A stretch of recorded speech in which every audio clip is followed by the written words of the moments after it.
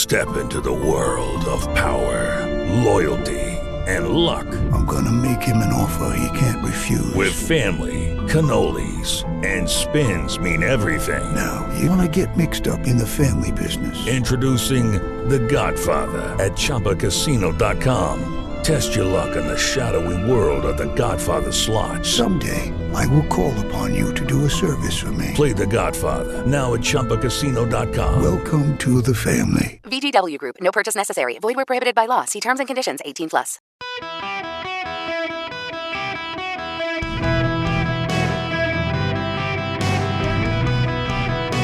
Welcome to the Eric Erickson Show podcast, Hour 3.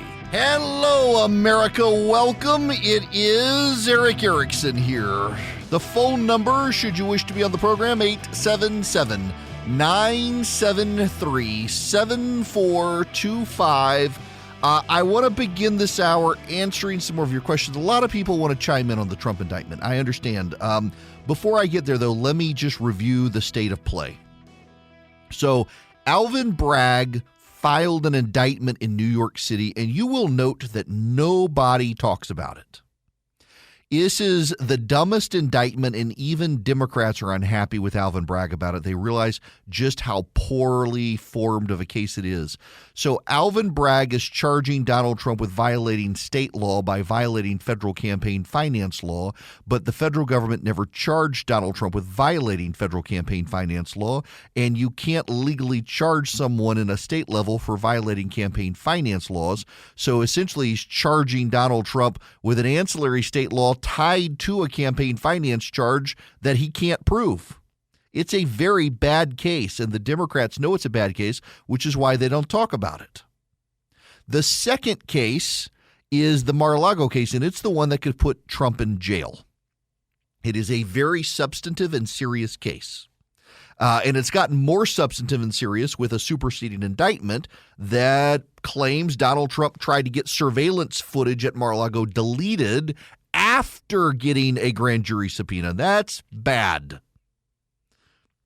This case stems from a request from the National Archives to retrieve classified documents from Mar-a-Lago. Donald Trump sent some documents to the National Archives and said, that's all we got. The National Archives wrote back and said, that is not all you have more. And the Trump team said, no, we don't. 6 months later, a grand jury was convened, and a grand jury sent a subpoena to Mar-a-Lago and said, give us all your classified documents. Donald Trump's team sent 30 documents. During that time, Donald Trump is alleged to have told others to hide the documents, even from his lawyers, and then tried to encourage one of his lawyers to destroy documents instead of giving them to the grand jury. And now we know one of the documents was a highly classified war plan for the invasion of Iran that he showed to people and told them, caught on audio tape, that this document was classified. He had never declassified it, and he really shouldn't be showing it to them. That is a very bad case for Donald Trump. It got worse with the revelation from the new indictment that after the grand jury subpoena, he tried to convince people at Mar-a-Lago to delete security footage showing the entrance and exit of the room wherein the documents were held. That's a bad case for Trump. The third indictment is the one from yesterday, Jack Smith's indictment over January 6th. I don't think it's a strong case. It's a case. It's a winnable case for Jack Smith. It's certainly stronger than the Alvin Bragg case in New York, but it's not a strong case because it relies on showing Donald Trump's state of mind through circumstantial evidence and the statements of others, conflicted with statements from Trump's own lawyers who told him that he did have a case for fraud in the election. It's a hard case for him to prove. We are waiting the fourth case. The fourth case is the Atlanta case, the Fulton County case in Georgia that we understand, we're not sure, but we understand it's going to be a racketeering case that essentially Donald Trump was engaged in an effort to overthrow the election in Georgia through nefarious means and engaged in similar practices in other states, much like the Jack Smith case. The difference between the Jack Smith case and the Georgia case is that Georgia has a pretty expansive RICO statute, racketeering and influence Oh, man, after weeks of mentioning what RICO stands for, my brain finally farted. Racketeer Influenced and Corrupt Organizations Act. That's RICO. And Georgia's got a pretty expansive statute, and you can tie together the activities of Rudy Giuliani and Sidney Powell and others and say they were engaged in shenanigans in Georgia, Arizona, Pennsylvania, Wisconsin, and Michigan. They were doing so at the behest of Donald Trump, who was regularly apprised of their efforts. He knew those efforts were bad or should have known those efforts were bad, and he goes to jail. The Fulton County case, in my mind, is actually a little more serious than the Jack Smith case, because the Jack Smith case is relying on untrodden legal ground, and the racketeering of the RICO case in Georgia would actually be on well-trodden legal ground. Now, there are rumors of a fifth grand jury, and I don't know whether it's true or not, but the rumor is that Jack Smith is conducting another grand jury investigation in Washington, D.C., wherein you take Donald Trump's false statements and say Donald Trump was making false statements to individuals in order to secure their money for his fundraising operation, and essentially was lying to people to get their money. There are rumors that this grand jury is meeting, that this is an investigation, and we don't know whether it's true or not. That would actually be a somewhat serious case if Donald Trump was fundraising off the January 6th stuff and then funding that money to pay his legal bills instead of a campaign. That actually would be a case. I don't know whether it's happening or not. But we've got four for sure. We've got the Alvin Bragg case, we got the Mar-a-Lago case, we got the one in D.C., and we're going to get the one in Fulton County. But I suspect Rudy Giuliani and Sidney Powell will be more targeted than Donald Trump. That's the state of play for the indictments. Now, the phone number is 877-973-7425. Happy to take your calls on this issue. I'm going to start with Pierce. Welcome to the show, Pierce. Hey, thanks for taking my call, Eric. Sure. I've been thinking, listening to you today and of course, following all the indictments with Trump, doing a little research. You've been talking about how he's just bleeding his campaign funds for legal fees, and he's down to what, $7 million today, earlier? $7 million, from $150 million to $7 million. Right. And then DeSantis, I know that he's got around $18 million. It may be a little less now because the last numbers I have were from July 17th after the June reporting. But 3-point-something million is simply for general election. But most of his donors are large donors, and they've pretty much maxed their donations for his campaign. Now, he's got Super PAC, I understand that, but they can't coordinate with each other, ha-ha. Yeah. But but Trump has a high percentage of small donors. Yes. The one second in line on small donors is Ramaswamy. And he's a businessman. Ramaswamy, he's not a politician. Yes. Mm-hmm. Ramaswamy, I'm sorry. I got that wrong. Look, I can't pronounce his first name, so that's fine. But anyway, Ramaswamy is second to Trump in small donors. Uh-huh. Which means there's an awful lot of people looking to him and not looking at DeSantis and the others between because they're career politicians. They're looking at him because he is independent. He's a smart businessman. And I'm thinking Trump supporters, because Ramaswamy came out and said, if elected president, I will pardon him. I will give him full pardon on everything. That would sway that type of talk. I feel like could maybe start pulling some of these small donors to Trump, pull them over to Ramaswamy, and even some of the larger donors might start looking towards him and elevate him. He could turn out, in my opinion, of possibly becoming the dark horse in the Republican primary. He could. However, let me read you something. Okay. All right. Let me just read this to you. It was a dark day for democracy. The loser of the last election refused to concede the race, claimed the election was stolen, raised hundreds of millions of dollars from loyal supporters, and is considering running for executive office again. I'm referring, of course, to Donald Trump. Conservatives have their own victimhood complexes these days. We are, after all, a nation of victims now. All that differs is who we see as our oppressors. The worst victimhood narrative that afflicts modern conservatives is their budding belief that any election they lose must have been stolen. Instead of distinguishing ourselves as the party that strives for excellence and rejects the easy path of victimhood narratives, we simply created our own. I voted for Trump in 2020. I had some policy disagreements with him. For example, I disapproved of his large-scale government spending. I disapproved of his tariff policies. But I voted for him anyway. Like millions of Americans, I hungered for the unapologetic pursuit of excellence in our nation. To me, that was something worth voting for. Donald Trump was, notwithstanding his shortcomings, the candidate who best embodied American greatness. He was unafraid to stand up for it. I respected that. While my candidate lost the election, I was dissatisfied, but I also felt a sense of peace. The election was done, and it was time to move on. No one likes a sore loser. That's one of the worst victimhood complexes of all. I was especially disappointed when I saw President Trump take a page from Stacey Abrams' playbook. His claims were just as weak as Abrams. She claimed voter suppression. He claimed voter fraud.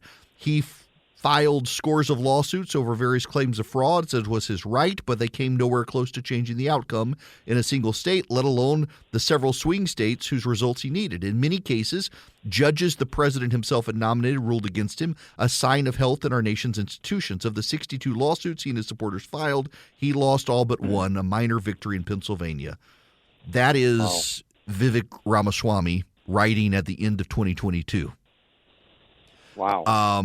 Who goes on to thoroughly condemn the president.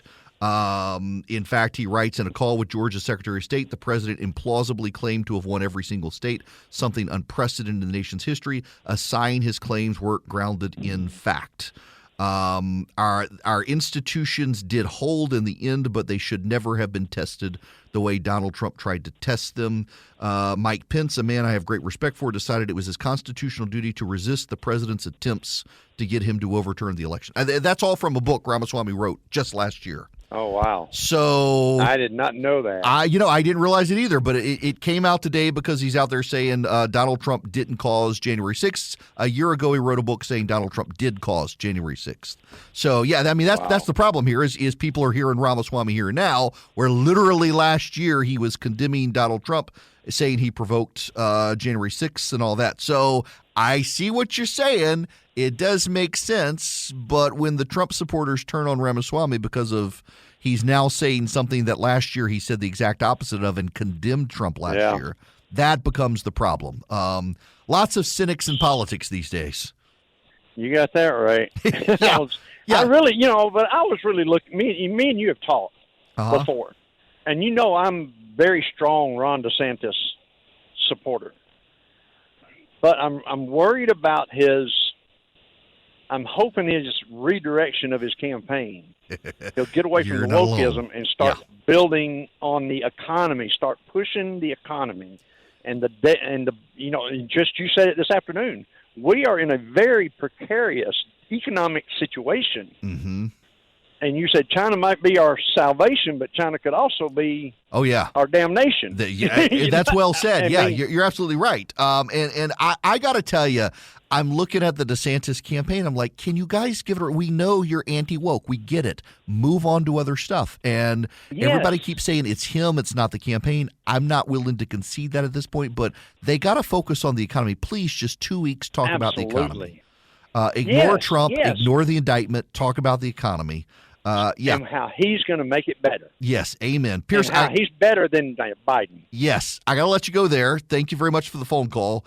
Good input. But that on Ramaswamy, that is from his book released last year as he was preparing to consider running for president. So, I don't know what Trump supporters are going to do with that one. I am a small businessman. The company that I run for my radio show, it's a small business. I've got employees. I don't have HR. You may be in that situation and you may really need HR. Well, you may want to talk to Bambi. When running a business, your employees can create all sorts of interesting situations and they could get you in trouble. What happens when two employees are squabbling? One of them smells bad all the time. What do you do? How do you navigate the rules? With Bambi, you get access to your own dedicated HR manager starting at just $99 a month. They're available by phone, email, real-time chat. Onboarding and terminations run smoothly. Team members reach peak performance. Your business stays compliant with changing HR regulations. Let Bambi handle your employees for you. Their HR autopilot automates important HR practices like setting policies, training, and feedback. Listen, you want U.S.-based HR managers who give you experience, expertise, a personal touch you need to make it seem like they're a part of your team. They could cost $80,000 a year, but Bambee starts at $99 a month. Schedule your free conversation today to see how much Bambee can take off your plate. Go to Bambee.com right now. Type in Eric Erickson under podcast when you sign up. It'll help you. It'll help your company grow. It'll help you keep peace of mind. It's spelled B-A-M-B-E-E. BAM, B-E-E.com. Bambee.com. Type in Eric Erickson. Welcome back. We've got some breaking news here. The former Vice President of the United States, Mike Pence, has just spoken about the indictment in Iowa. He's on the ground there. This is happening right now. Spoken and written about it extensively. I have nothing to hide. By God's grace, I believe we did our duty that day. Fulfilled the oath that I'd taken to the Constitution and to the American people. And the Constitution is quite clear about the role of the Vice President in the counting of electoral votes. It essentially says the Vice President presides over a joint session of Congress where the electoral votes that are certified by the states shall be open and shall be counted.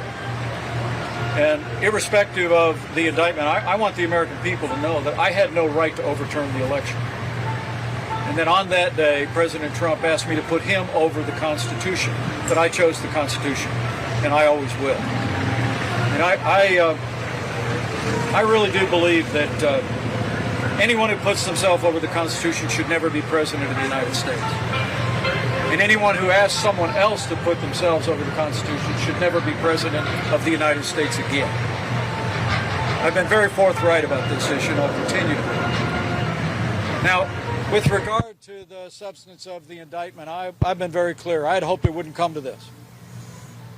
I had hoped that this issue That's the and microphone, the judgment by the of way, the there. President's actions that day would be left to the American people.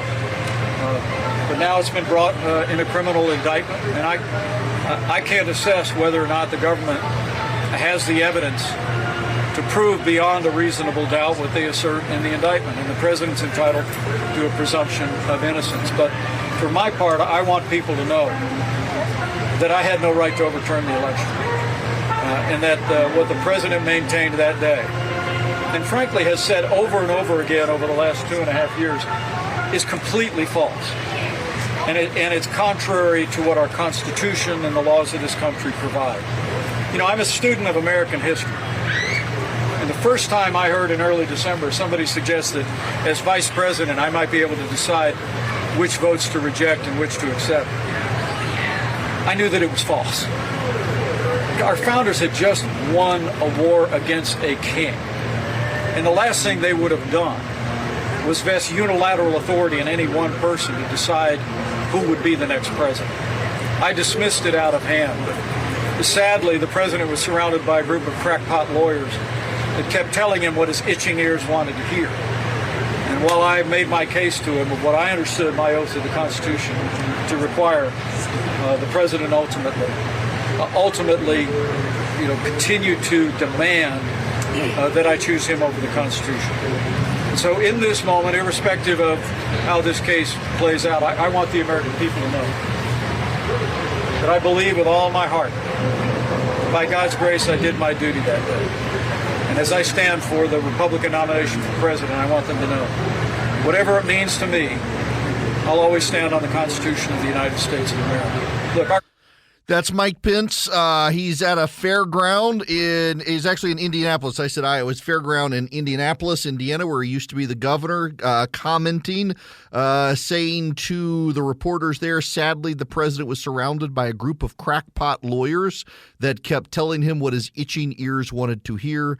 The president ultimately continued to demand, I choose him over the Constitution. I chose the Constitution. Mike Pence, he's coming out more forcefully than any of the other Republicans other than Chris Christie, by the way.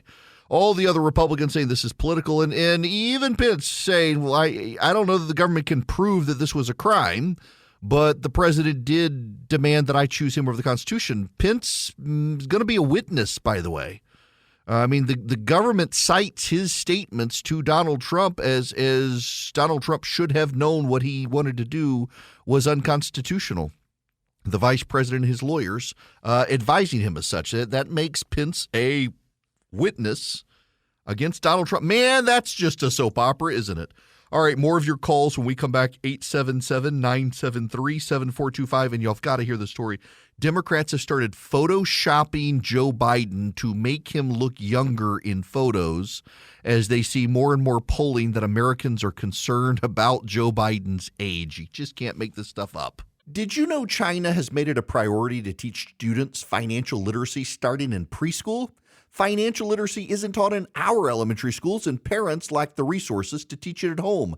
American kids are yet again being left behind. Now there's a great way for parents and grandparents to help the kids they love learn about finance, thanks to The Sensibles, and at bcs-kids.com. The Sensibles are a team of animated superheroes who help kids age 6 to 12 develop smart money habits in a fun way. bcs-kids.com was created to channel this multimedia resource to kids everywhere. Buy a subscription for your loved ones, and each month they'll get a Sensibles kit in the mail with an entertaining DVD, comic book, and activities. Digital subscriptions are also available. They'll also get access to an interactive website with a library of lessons, fun activities, and more. Want 20% off the monthly subscription costs? Visit at bcs-kids.com. Enter the promo code ERIC, my name, ERICK. It's the sensible thing to do. Subscribe today at bcs-kids.com. Welcome. It is Eric Erickson here. The phone number 877-973-7425. Should you wish to be a part of the program, happy to take your calls and questions.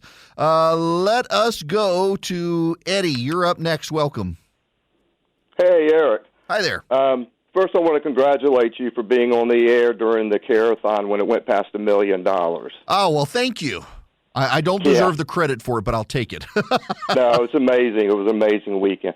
I'll make this quick, but I want to go back to Joe Biden when he was bragging about getting the special prosecutor fired that was going to look into him and Hunter. Yeah. Then you had Trump, who asked Zelensky to look into it, and he got impeached. Mm-hmm. Fast forward to him being in office, Biden, and when the conflict started in Ukraine, Egypt offered to give Ukraine 5 U.S. jets, and then we would give the 5 back to Egypt. And Biden slow-played it until it really escalated into a war. So what do you think about that? Look, so let me step back and say I don't think the scandal is that Donald Trump was indicted in Florida for the classified documents stuff. I think the scandal was that the Trump administration didn't indict Hillary Clinton. And I say that because, I think that what we're seeing with the Hunter Biden and Joe Biden stuff, I mean, Hunter Biden's emails that are undisputed to be true showed he was giving kickbacks to his father and paying his father. And the media has done everything they possibly can to avoid having to acknowledge that fact. If Hunter Biden is guilty in this criminal enterprise, then his father financially benefited and should be investigated. And the Merrick Garland is not going to call a special prosecutor. He's not going to have anybody investigate Joe Biden on this. And the question is, if Donald Trump got reelected, would he do it? I mean, he dismissed the stuff on Hillary Clinton. And by the way, you can make every excuse that it was Jeff Sessions. He was distracted. But at the end of the day, the buck stops with Donald Trump. And he's the one who chose not to pursue Hillary Clinton after chanting "lock her up" for so long. Would he do it to Joe Biden? I don't know. I think, however, that if Merrick Garland refuses to have a special prosecutor investigate Joe and Hunter Biden's business dealings, no Republican attorney general should ever again appoint a special prosecutor.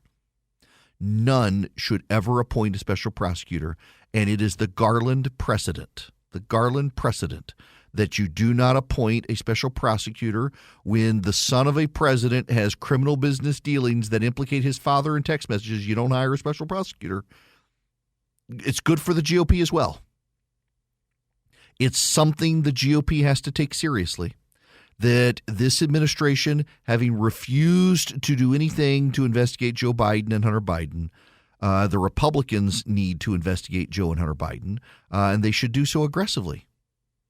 In fact, we should find out what Joe Biden was doing in the White House as president now with Hunter Biden. Hunter Biden's been there an awful lot. He's been glad-handing with a lot of people. We should find out what Hunter Biden's been doing. We should investigate the snot out of it. And when we get another Republican president, I think that should happen. The problem is, now look, I'm willing to admit I could be wrong on this one. But it just looks to me right now that a vote for Trump is a vote for Biden's second term because he doesn't have any money left. I mean, it really is remarkable. I mean, listen, whether it's his fault or not. And I was about to say, I don't really attribute this as his fault given the indictments against him. But he went from $100+ million to $7 million. That is a massive amount of money that has gone to pay lawyers. And it's, by the way, overwhelmingly gone to pay lawyers. And that money's got to come from somewhere to pay the lawyers.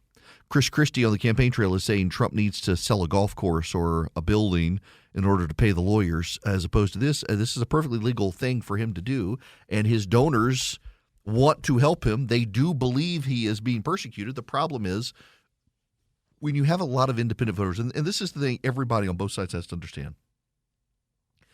The election in 2024 is not going to be won by Republicans or Democrats. The election is going to be won by Republicans or Democrats convincing independent voters to side with them. If you're Donald Trump and you have no money because it's all going to lawyers, how do you make the persuasive case to independent voters? They're not listening to Fox News. They're not listening to the hardcore partisans on Twitter. They're listening to ABC, CBS, NBC. They're listening some to Fox. They're listening to CNN. They listen to me. How do you convince independent voters to back you? You can't run an ad campaign because you don't have any money. You can't barnstorm America because you don't have any money. He's going to be running a Joe Biden in the basement campaign for himself. I mean, he's going to be in his own basement running a campaign because he can't afford to travel with all the money going to the lawyers. And that's something that's just a practical reality of the campaign. You can say, well, they'll get his message, but they're not on Rumble. They're not listening to Tucker Carlson monologues on Twitter. They're listening to ABC, CBS, NBC, and they do their best to cover for Biden. And what's remarkable is Joe Biden has the popularity of he's less popular than herpes in this country, as I've said, and yet these independent voters who dislike him are getting their news from major mainstream news sources. They're not getting them from right-wing media, and they still don't like him.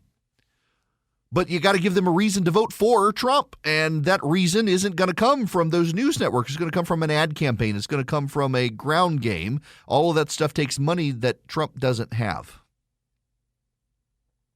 And that is something he and his supporters are going to have to grapple with over the next few months. I know we're all Tammy Wynette. Everybody's going to stand by their man. But that only gets you so far if standing by your man costs him an election and gets elected somebody who's going to throw him in jail. All these other Republicans would pardon him. Biden, of course, wants him in jail. Let's go back to the phones. Vince has been waiting patiently. Vince, welcome to the show. How are you? I'm doing well, Eric. How are you, sir? Good. What's going on? I just wanted to make a couple of comments on some of the ironic double standards of the left in this country, and I'll leave you with that to go for. But it just strikes me as odd at how the left wants to push trans women into women's sports, yet we don't have any trans women athletes in the WNBA, in the U.S. ladies soccer team. Second comment, it's funny how they refer to the truth as no longer being objective, but it's my truth or your truth. Mm-hmm. Now, you and I can both objectively say racism is bad. But they don't want to touch on the fact that to the racist, that's their truth. Oh, yeah. Look, you come attacking them with their own logic. And this is the problem when so much of their logic is just emotional. You know, that reminds me of a story I was going to talk about, Vince. This is a perfect segue into it to get away from the indictment stuff. NBC News would like you to know that race is immutable and not a social construct. And they have all sorts of experts say If gender is a social construct, why is race not a social construct? And they're attacking the rise of people. Rachel Dolezal used to be an outlier, and she's not anymore. There's a growing number of people who believe themselves to be transracial. They identify as, and by the way, it tends to be white people identifying as other races. Rarely is it a black person who wants to be white. It's a white person who wants to be black. And they're like, you can't do that. You can't do that. Why can't you? Why can't you do that if you can with gender? This is, let's see, this is from, let me find the story here. I'm pulling it up. Yep, this is it. NBC used experts to say you can't do this. Inside the online world of people who think they can change their race, practitioners of race change to another, or RCTA, purport to be able to manifest physical changes in their appearance and even their genetics to truly become a different race. Practitioners of they do this for race change to another. They develop East Asian appearance, but experts underscore this is simply impossible to change your race. It's just belief, says Jamie Cohen, an assistant professor of cultural and media studies. Not a biologist, a professor of media studies. It doesn't ever really work because it's not doing anything, just they have convinced themselves that it works because there's other people who've convinced themselves as well. Wait a second. Let's take this same quote and apply it to transgenderism. It doesn't ever really work because it's not doing anything, but they have convinced themselves that it works because there's other people who have convinced themselves as well. This is actually really funny. Experts agree race is not genetic, but they contend that even though race is a cultural construct, it is impossible to change your race because of the systemic inequalities inherent to being born into a certain race. David Frund, a historian of race and politics and associate professor at the University of Maryland, College Park, corroborates the idea that a biological race does not exist. But we know today as race is a combination of inherited characteristics. Wait a second. Inherited characteristics, isn't that biology? And cultural traditions. In addition, the modern concept of race is inseparable from the systemic racial hierarchy hundreds of years in the making. Simply put, changing races is not possible because biological races themselves are not real. So wait, you can't change race because it's not biology, so it's cultural, but what? This is how screwed up the whole transgender debate has made things. So they acknowledge that it is a race comes from inherited characteristics and then say it's not biological. This is a word salad to get around the fact that if gender is a social construct, race is a social construct. But they can't admit it. They don't want to admit it. The logical absurdities of progressives when it comes to this sort of stuff is kind of hilarious. Now, before I get it, well, you know what? I'm going to go on and take time out because I want to spend time on this story. Here at the end, the Democrats have begun photoshopping pictures of Joe Biden to prove he's fit for a second term. My buddy John Hassan at Town Hall has this story. It is hilarious to me. Democrats literally are photoshopping Joe Biden to make him appear younger, to dissuade people that he's to convince people he's fit for office. They're literally doing this. There are days I wish I could read the group chats for you people.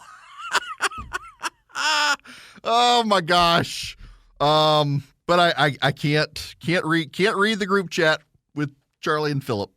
But do believe Charlie is going to have to find a new job now. All right. I gotta spend time here at the end on this story. This is just too great. John, is your last name Hassan or Hassan? Hasson?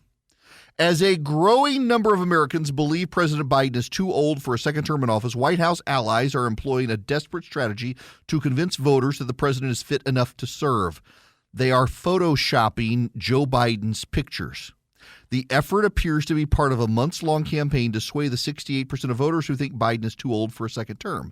Since Biden launched his re-election campaign on April 25th, White House allies have shared the same 4 digitally altered photos of Biden repeatedly without acknowledging the photos have been edited.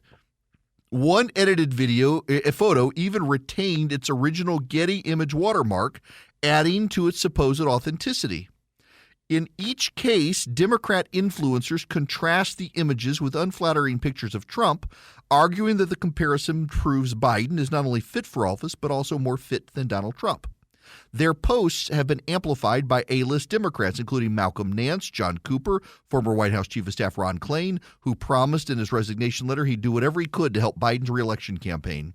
The most widespread photo appeared on July 8th when Democratic strategist Chris Jackson tweeted a picture of Biden vacationing in Delaware contrasted with a picture of Trump golfing.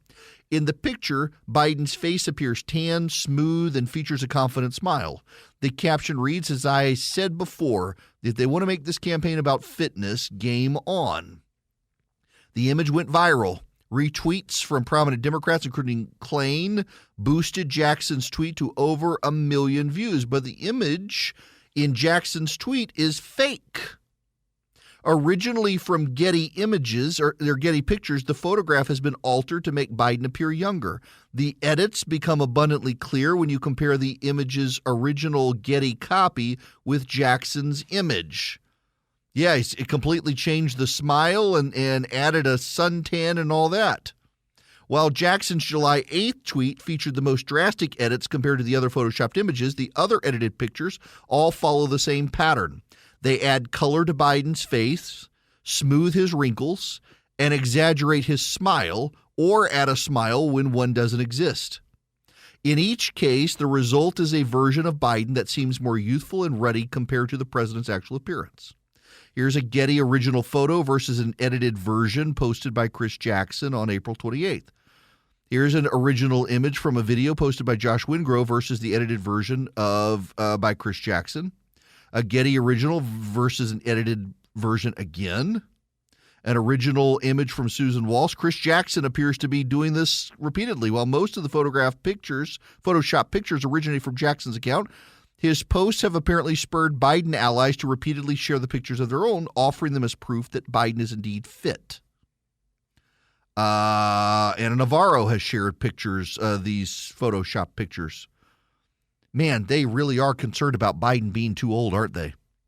That they gotta Photoshop this stuff. That's desperation on the Democrats' part. And by the way, this is the party that claims misinformation and disinformation is bad. The party that lectures all of us on misinformation and disinformation is circulating Photoshop pictures of Joe Biden designed to make him look younger than he is. This is their truth, though. I mean, who can argue with it? It's their truth. Their truth is that Joe Biden is a virile 40-year-old, and he's got a bunch of kids and 6 grandkids. That's their truth. Not 7 grandkids. No, that's not their truth. Their truth is he only has 6 grandkids, but he has about 100 kids. I mean, Joe Biden, he squeezes the shoulder of a little girl and she gets pregnant. I mean, he's just a virile young man. This is the Democrats. By the way, have y'all seen the meme? I've seen it on Instagram several times that someone says it looks like Montana looks like Joe Biden sniffing Idaho. And no offense, Charlie. I mean, you're out of a job anyway, sir. But Montana looks like Joe Biden sniffing Idaho. It really does. I mean, that's what Joe Biden does. He creeps in on the young girls and sniffs on their shoulder and behind there. It's really creepy stuff, y'all. This is what the old man does. And the old man is over 80 years old. He's too old to be president of the United States. And the Democrats know it. 68% of Americans are concerned about his age. They're concerned about Trump's age, too. Trump is no spring chicken. He'll be 80 years old. If he were to get reelected, he'd turn 80 in office, too. And look at what we're dealing with Joe Biden. But Biden would be older. He's 81. He's going to be unfit. He's almost a vegetable at this point. I mean, God bless you. I know some great 80-year-olds who have it together, but they've all slowed down. The stresses of the White House are too much for any of them, including Joe Biden. And when the Democrats have to Photoshop pictures of him to make him appear younger, they know it's true, but they can't push him aside. They got to leave it to Kamala Harris to put marbles on the White House steps and see if that may help him out of the office. I don't know. All right, we're out of here. Enough about this indictment stuff. Maybe there'll be real news tomorrow. See y'all then. With Lucky Land Slots, you can get lucky just about anywhere. Dearly beloved, we are gathered here today to... Has anyone seen the bride and groom? Sorry, we're here. We were getting lucky in the limo and we lost track of time. No, Lucky Land Casino, with cash prizes that add up quicker than a guest registry. In that case, I pronounce you lucky. Play for free at LuckyLandSlots.com. Daily bonuses are waiting. No purchase necessary. Void where prohibited by law. 18+. Terms and conditions apply. See website for details.